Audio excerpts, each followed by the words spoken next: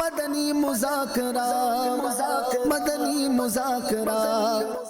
یہ نصف صدی کا قصہ ہے، دو چار برس کی بات نہیں۔ مدنی مذاکرہ مدنی مذاکرہ۔ آج ہم ایک ایسی بات پر گفتگو کرنے جا رہے ہیں جو واقعی دلوں کو جھنجھوڑ دیتی ہے۔ کیا آپ جانتے ہیں کہ ہمارے شیخ طریقت امیر اہل سنت دامت برکاتہم العالیہ اب تک کتنے مدنی مذاکرے کر چکے ہیں؟ جی الحمدللہ، یہ تعداد ہے 2600 مدنی مذاکرے۔ ماشاءاللہ۔ صرف سن کر ہی اندازہ ہو جاتا ہے کہ کتنا بڑا علمی خزانہ ہے۔ لیکن اگر ہم حساب میں لیں تو بات اور بھی حیران کن ہو جاتی ہے۔ آئیں ذرا حساب کریں۔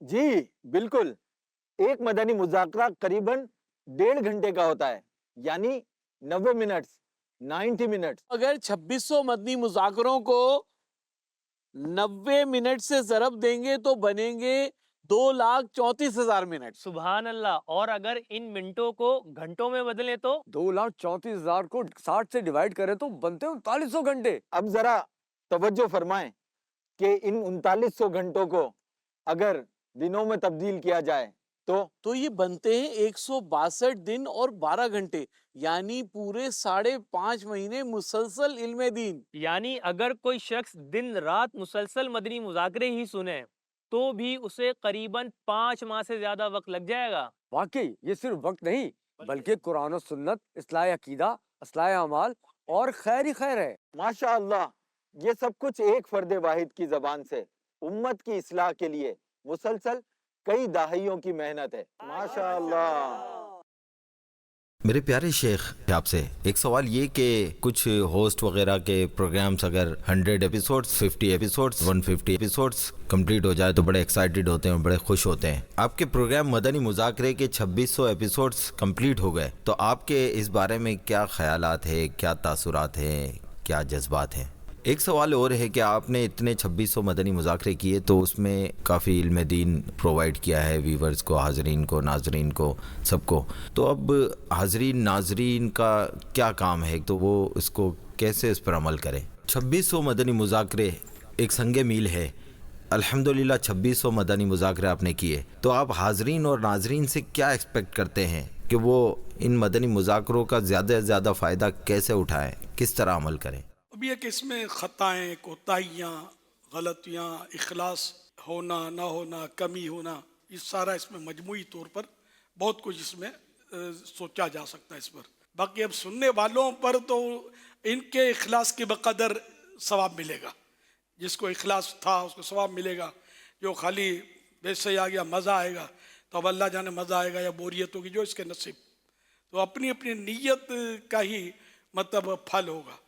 لیکن یہ کہ فائدہ تو سننے والوں کو انڈرسٹوڈ ہے کہ بہت ساروں کو ہوا ہے، لیکن اس میں اپنے خوف کی بات ہے نا کہ حدیث پاک ہے نا کہ اللہ پاک اپنے فاجر بندوں سے بھی دین کی خدمت لے لیتا ہے، دین کا کام لے لیتا، دین کی خدمت لے لیتا ہے، مگر اس فاجر بندے کا اپنا کوئی اس میں فائدہ نہیں ہوتا، اس کو ثواب نہیں ملتا، کہ وہ اس کی نیتوں کے فساد، اس کی ہزار مطلب یعنی کہ اگر آدمی اطمینان سے سوچے نا تو اس میں کوتاہیاں ہو سکتی ہیں۔ جو قبولیت کی صورت تو اخلاص کے بغیر ہے نہیں نا۔ اخلاص قبولیت کی کنجی ہے، کی آف قبولیت ہے نا، یعنی کی چابی ہے قبولیت کی، کہ اللہ پاک قبول کرے۔ اب اللہ پاک چاہے تو بے حساب بخش دے۔ تو یوں ہر مبلغ کو، ہر نعت خواں کو، ہر قاری صاحب کو اور سب کو ہم کو سوچنا ہے۔ عالم ہے بیان کرتا ہے اس کو سوچنا ہے، خطیب ہے خطاب فرماتا ہے اس کو سوچنا ہے، پیر صاحب ہیں پیری مریدی فرماتے ہیں ان کو سوچنا ہے، مفتی صاحب ہیں فتوے دیتے ہیں ان کو سوچنا ہے، جو تحقیقات کرتے ہیں، تصنیفات کرتے ہیں، تالیفات کرتے ہیں، کتابیں لکھتے ہیں، یہ سب کو سوچنا۔ اب جیسے تحقیقات، تصنیفات، تالیفات بول دیا نا، اب شیطان نے تو دستک دی نا، کیسی اردو آتی ہے، کیسے الفاظ کا ذخیرہ ہے، یہ ختم نہیں ہوتا۔ تو یہ ایسے وار ہوتے ہیں کہ جو کسی کو پتہ نہیں چلتے۔ تو میں نے آشکار کیا نا، یہ لفظ بھی وار، آشکار، یہ مقفع الفاظ بولنا، یہ بھی مقفع لفظ بولنا، یہ بھی پھنسانے والے انداز ہیں کہ بندہ مطلب یہ کہ یوں اپنے آپ کو کچھ سمجھے کہ یار اپنے کو بہت اچھی اردو آتی ہے کہ میں تو اہل زبان ہوں وغیرہ وغیرہ۔ تو یوں بچ کر نکلنا جو نہیں، ساری گھاٹیوں کو عبور کر دے اور बचकर निकल जाए और खालिस अमल लेकर चला जाए बारगाह खुदाबंदी में, तो है कामयाब।